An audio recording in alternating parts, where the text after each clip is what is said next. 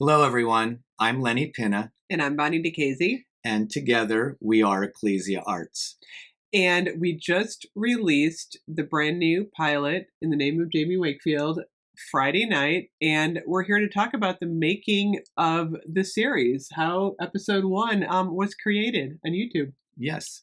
For those of you that are new or haven't heard some of the story, the In the Name of Jamie Wakefield is a 6-part limited TV series that I've written over a number of years.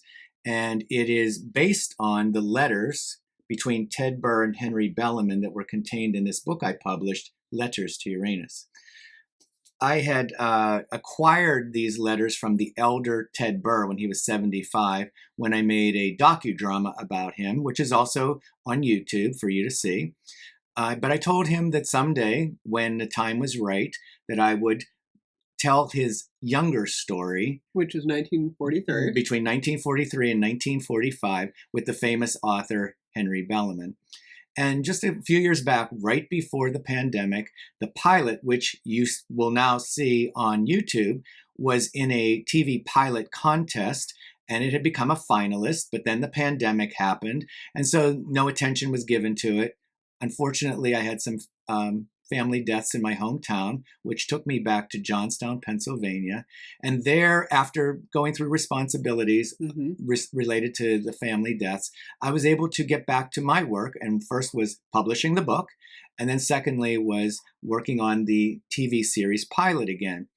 At the same time, Bonnie and I became collaborators. And that's when the idea for me and Bonnie to actually produce the pilot, instead of waiting for a producer to come, that we would produce a version of it so that people could be introduced to the story and yet imagine it as if it were a fully realized period piece. And so we're right at the stage where we've now produced it as the essential story in a minimalist, creative way. Exactly. So just so you understand the timeline, the book was actually published in December of 2022. So we're just coming up on the 1-year anniversary of the book being published. And then Lenny and I started collaborating this past May. And that's when things really started to take shape. We did the presentation Uranus 3, which you'll see here on the channel, that describes a lot of the backstory. And then actually one night we were actually just discussing how the series was going to kind of roll out. Yeah. And your initial plan was to go on location and use actors. Yes, I'm very ambitious always, but I was really ambitious thinking, Tedd came from Bellevue, Ohio, and I had gone there for some research. I thought I could go to Bellevue and shoot some of the scenes that are in Bellevue, Ohio. Some of the scenes are in New York City. Oh, I could go back to New York City and shoot some of those scenes. And then there was like different locations, like there's an ice cream shop, and right around here where Bonnie was, I said, oh, there's an ice cream shop down the street. Let's go check. So all of a sudden, I was trying to create this big production that you really need a production team for. It cannot be done with 2 people. and then I even started thinking, well, should I start involving some actors, like finding some women actresses to play some of the women's roles? And anyway, it was just getting very big and very expansive. And I started to get very anxious about how am I going to do this with 2 people. So we had a discussion. So probably when you were here in August, we started to realize that we actually scattered around a few places. We did some, test shots and everything, and we just went, this is way too ambitious for 2 people to do an entire production company. So what happened was we really sat down and said, you know what? Lenny is the core of this production and story. And that's when it started to take shape. And we had one more thought before the final product. And the thought was that you were going to do the reading. Yes. Well, and this, honestly, though, this evolved out of my work on YouTube. Yes. I was now doing dramatic readings of some of the letters of Tedd and Henry. And, you know, I was getting a response about how people were enjoying my bringing Ted and Henry to life. Mm-hmm. And then all of a sudden, it just like came to this thought of like, why don't I take on doing the entire pilot as a reading like I was doing the dramatic readings? And of course, once again, with my ambitious nature, I said to Bonnie, you know what? I'll sit in front of, like I do dramatic readings, in front of a backdrop, and I will read the entire pilot all in one sitting. To which I responded, you're going to do the entire reading in one setting. And I had seen his backdrop for the dramatic readings. And I'm like, you know what? We need something different. It's got to be special for the pilot. So it was September 1st, not that long ago. Not that long ago. No. I said, is there anything that you could put in the backdrop that would better represent the series? So Lenny went up to his attic. Yes. Well, two things. One is I went up to my attic where I have lots of fabrics because you may have heard before that I've been a quilter. I am a quilter. And I had actually told Bonnie months earlier when we were talking about the design for In the Name of Jamie Wakefield for our thumbnails and things. I said, you know, the quilt that I made for my son called Jazz City Rhapsody, I see as sort of like the palette or the ideas. So when Bonnie said to me, I think you should have another backdrop, I went up to the attic and I saw the fabrics, that leftover fabrics from the quilt I had made for my son. And I thought, you know, maybe I should drape these out and look and see what I can make out of it. And all of a sudden it was like, oh no, I think I have to make a quilt top. So Lenny calls me. Yeah, the important part is, and this is actually the funny part, this is on like the Sunday before Labor Day. And he calls me and he says, I think I'm going to spend Labor Day making a quilt. Which you did. Which I did.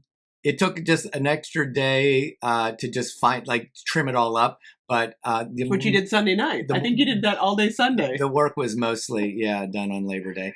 So what I want to show you right now is, thanks to Bonnie. Bonnie had a replica of my son's quilt, Jazz City Rhapsody, which incidentally won the 2013 San Francisco Quilting Award for the Viewer's Choice, which was the top honors.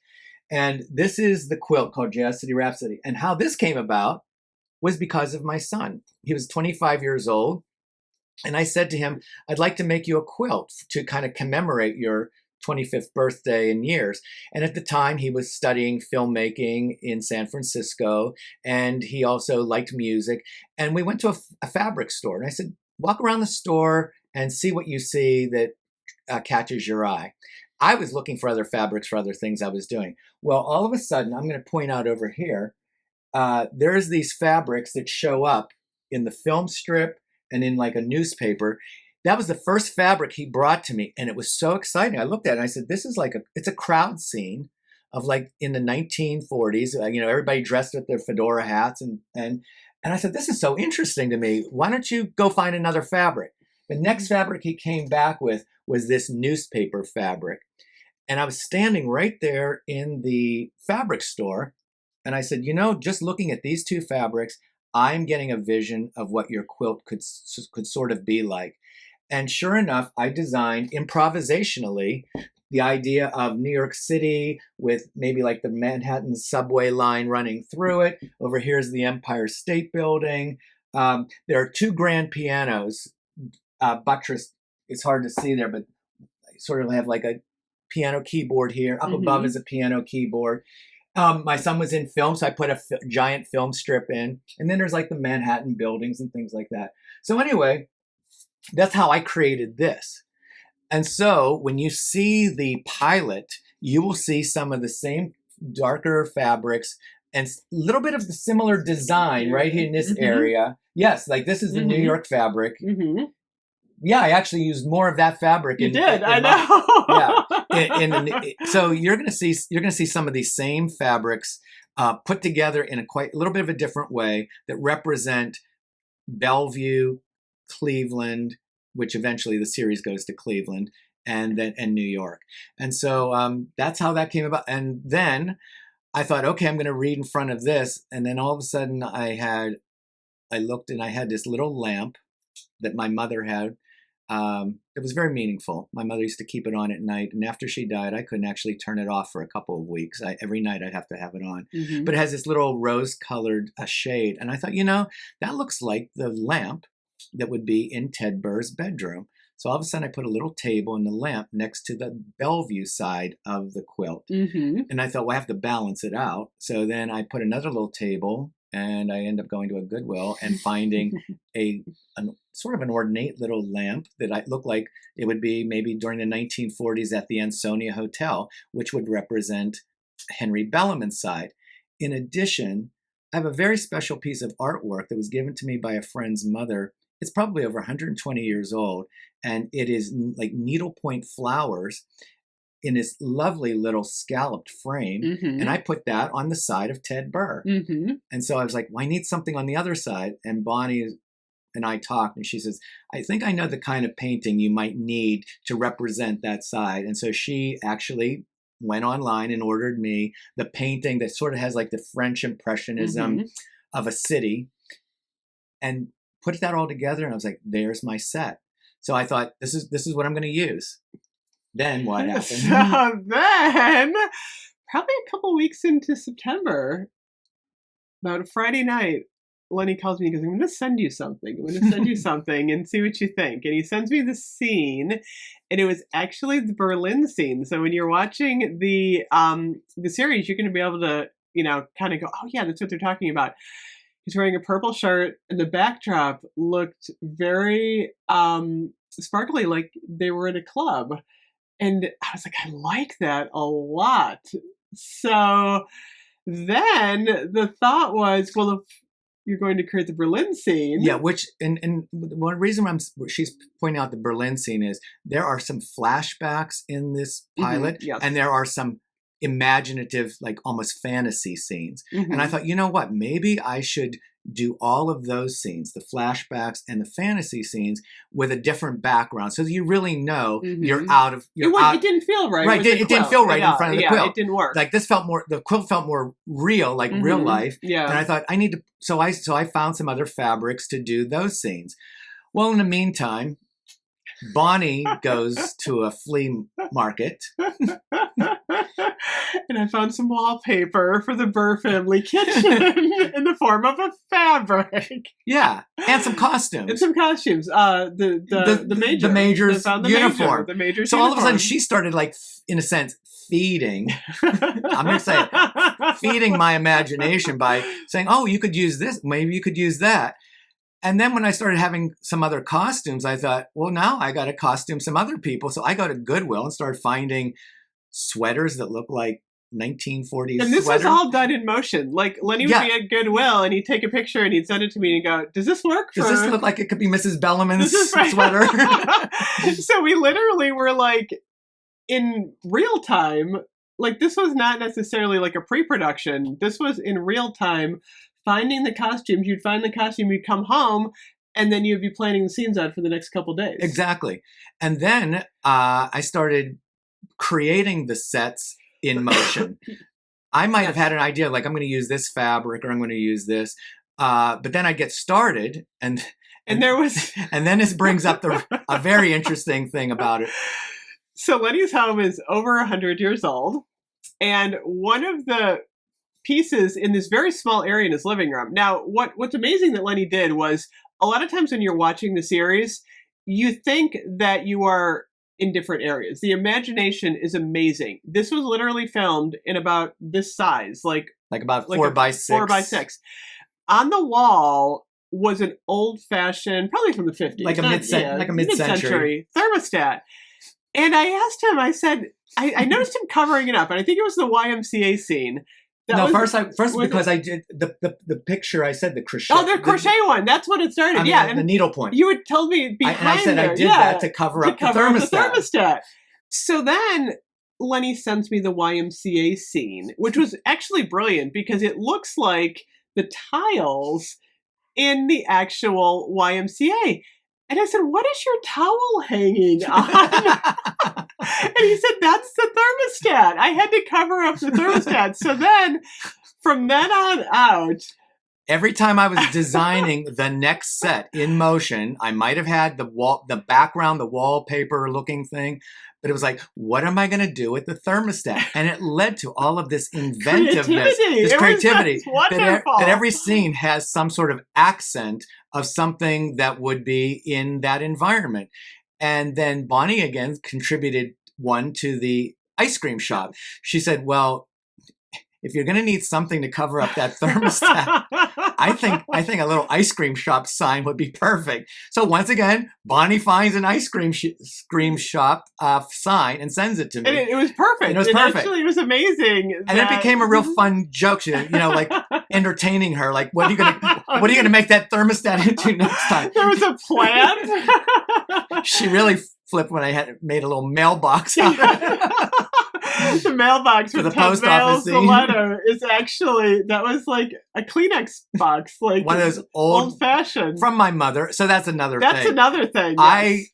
I went around the house looking for things that my family, heirloom things, or things that we've kept as sentimental up on the walls. And I was like, that actually connotes period. So I would use like these ceramic things.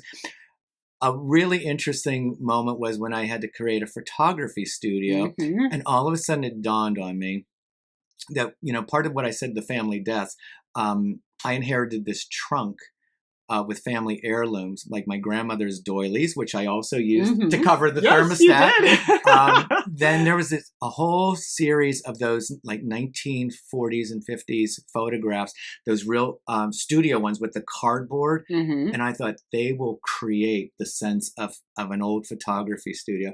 So in addition to drawing upon all of what I've done in my life, all of my skills and all of my even fabrics and things that I had, including a church lamp that I carried around for over 60 years. Yes, the church lamp. It also made a presence. Yes. There are pieces of all of my family represented. Yes, you had your father's watch. An overcoat of my grandfather it is over 100 years old. My father's watch, my mother's lamp, my grandmother's apron. They're all represented. And so not only did I get the piece that I've been wanting to put out for years, but I got the piece fully enriched by my entire life history. And to know that I shot this in the living room of my childhood home, a home that I didn't necessarily want to go back to, felt forced back to between the pandemic and the family deaths. And here, one of the most expansive pieces of creativity that I've done and put it online to reach the widest audience I've ever tried to reach was actually done in one of the smallest of spaces that is associated with my very childhood. So to me, it's amazing. It's amazing. And it was shot on an iMac, of all things. Bonnie gave me an iMac. Older iMac. One of her hand-me-downs. I get a new computer every year. And I shot a film with an iMac. Which is unheard of. You can imagine the logistics I had to do to piling books to put the iMac on top of. Yeah, he was literally piling books, moving everything. Everything all around the room to get the angles I wanted. Anyway, it was a labor of love and a feat. And I will say, I could only have done it because I was in alignment with something that was my purpose. And I really felt very strongly that the universe was supporting this. In my life, I started new expressions you had heard about in another Q&A about painting and quilting. And it was as if those were done through me. I had the same feeling as I was creating this, that I didn't know what I was doing until I was actually doing it. And then the fact that it was happening, each step I was like creating a new scene. Exactly. Bonnie was like, how did you do that? I know. I said, Bonnie, I'm as in awe of this process as I am in doing it. I'm as much in awe of how am I doing this? Exactly. Everything just came together on a daily basis, because how it rolled out would be like Lenny would film something, he'd show me, and then he'd immediately get a new idea without even, it was seamless. You would just instantly know instinctively what needed to be done next. Yes. And there are 80 plus scenes in this series. So once it was filmed, we had all this footage then. So Lenny was labeling the footage, sending it to me. I actually had to get an external hard drive because I'm like, where am I going to put all of this data? It was huge. My computer's crashing. So then he came to Cleveland and we literally sat down and went, okay, we have to put this all together now. But let me back up just a moment. Back up. Yes, to give this person credit. It wasn't like I got here and it was like, look at all these pieces. What are we going to do? No. All along the way, everything I was sending, Bonnie was categorizing and already putting into placement so that when I got here, everything was sort of. I tried to organize everything. Yes. So let's be very clear about this. That it was all she was matching me on her end with what I was doing creatively on my end. Yeah. She was matching the same flow of having everything ready to go in an order so that when we got together, we really could focus on the actual work of doing the final editing. Yeah, and what was interesting about the final editing is we actually edited the end first because it was the most complex. Yes. If you haven't yet seen the series, when you get to the end, it is absolute perfection in it's like an opera. It's amazing.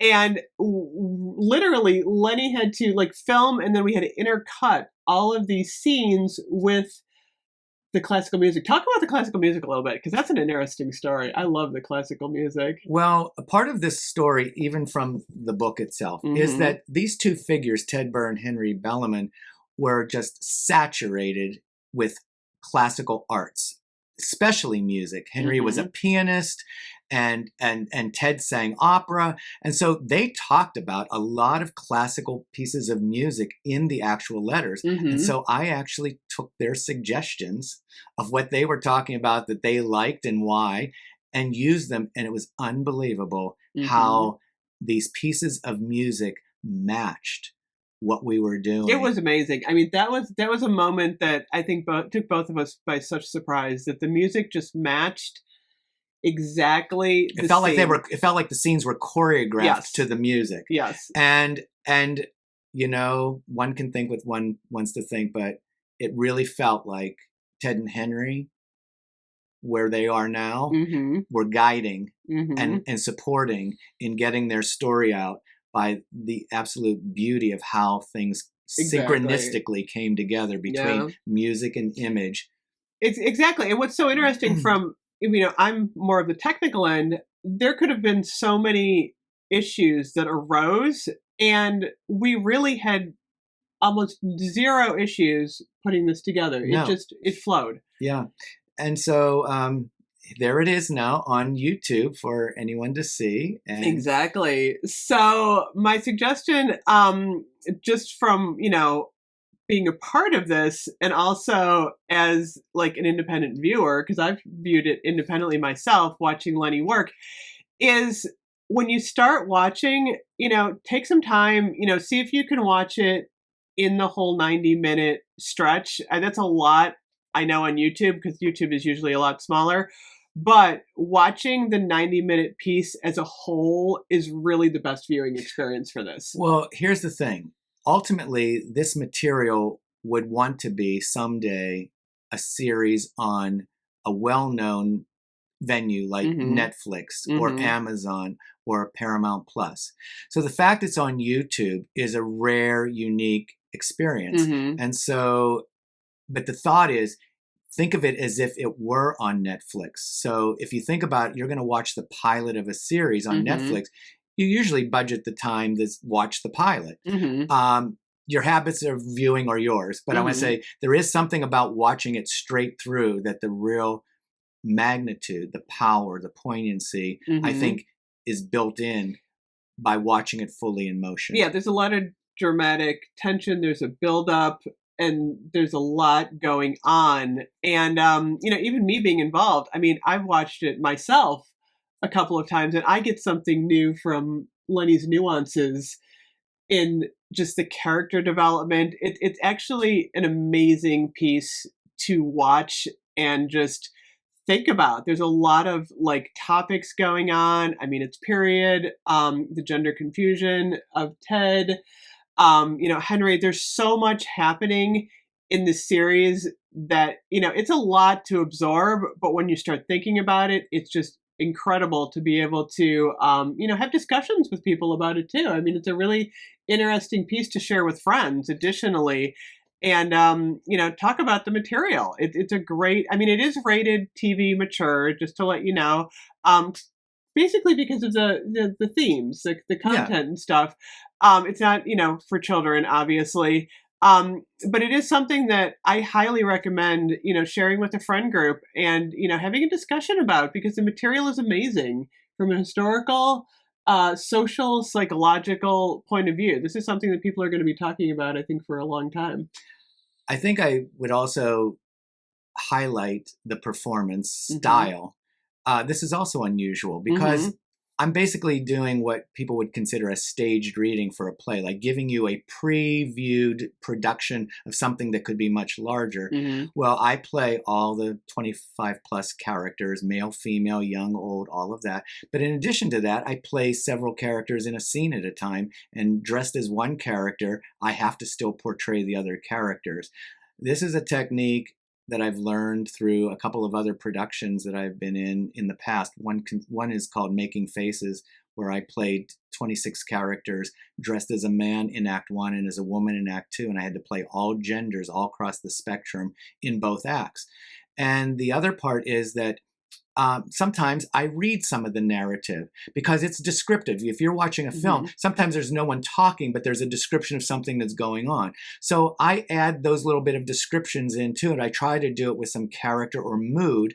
So, but it's a fusion of all of those elements in telling this story. So I think it's a really unique, rare opportunity to see how the process of putting something like this together actually kind of shows itself even in the in the film. And one of the things I think is most important to us is if you have any feedback or questions or comments, definitely leave them on the actual series comments or here on the Q&A, because that it's wonderful to hear feedback about what people think of the process, the content, the story, just everything. I also want to give you a couple of examples of, I'm going to be putting out more information about some of the things in the pilot, and I'll give you an example. One is the book King's Row was actually in the film I made 20 years ago, where the elder Tedd Burr read from the actual book, which is from 1940.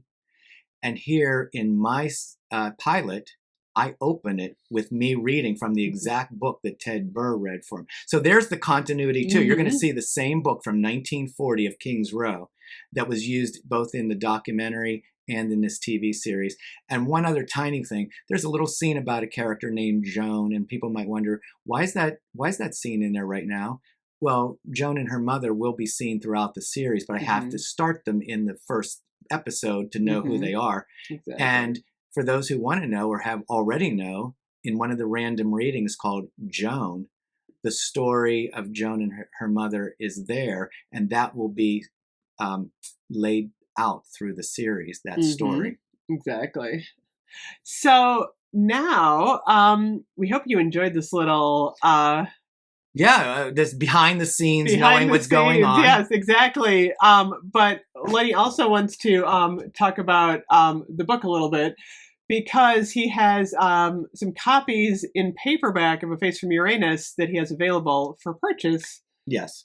Before I got online with Bonnie's collaboration, I was doing live presentations and book signings at different places around the country. So I also had a little stash of books. And so I have 45 paperback books that I thought I would offer to my subscribers, or anyone that sees this video, at the same price that could be bought on Amazon. The paperbacks are $25 on Amazon and Barnes & Noble. I thought I could offer it for $30, which is $25 for the book and $5 to include the shipping. And I will sign the book, and I will personalize the book to the whoever's name one wants to have it signed to. Yeah, so if you already own the book and you want to gift a book to someone, and we've made it really easy. So on my blog, Queen and the Girl Geeks, I actually have a splash page for the Ecclesia Arts entire production. So actually, if you want to go over there, there's a lot of information about the entire project. And right at the top of the page, I made it really easy. There's a PayPal button where you can purchase the book. And then once you get to PayPal, what you're going to do is you're going to leave Lenny a note of what the inscription is going to be, your address, and then we'll get the book shipped out to you. So it's a super easy process, just using the button on the blog. Yes, so I'm really happy that to be able to offer that to my subscribers. Wow. Wow. What day is it? It's only Monday. Friday, we had the series on YouTube. We actually have 2 press releases out there now, too. Some stories about what exactly happened. And, once again, the story of how Lenny filmed this in his hometown.